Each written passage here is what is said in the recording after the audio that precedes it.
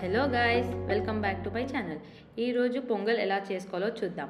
ముందుగా కావాల్సిన పదార్థాలు: ఫుల్ క్రీమ్ మిల్క్, సగ్గుబియ్యం, బెల్లం, ఇలాచీ, నానబెట్టుకున్న బియ్యం, శనగపప్పు.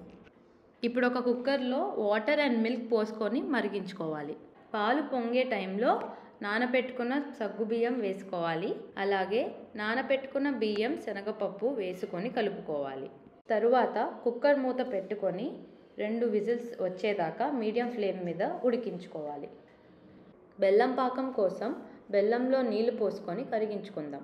ముందుగా పెట్టుకున్న కుక్కర్ని 2 విజిల్స్ తర్వాత ఆఫ్ చేసుకొని ఇప్పుడు ఒక పెద్ద గిన్నె తీసుకొని కరిగించిన నెయ్యి, మరగబెట్టిన పాలు పోసుకోవాలి. ఇప్పుడు ఉడికించిన అన్నం కూడా వేసుకొని కలుపుకోవాలి. బాగా కలిపాక ఇప్పుడు బెల్లం పాకం కూడా వేసుకొని కలుపుకోవాలి. ఇప్పుడు ముందుగా చూపించిన ఇలాచీల్ని పౌడర్ చేసుకొని కలుపుకోవాలి. అంతే, పొంగల్ రెడీ. మీకు గనుక ఈ వీడియో నచ్చినట్లయితే please do like, share and subscribe to my channel.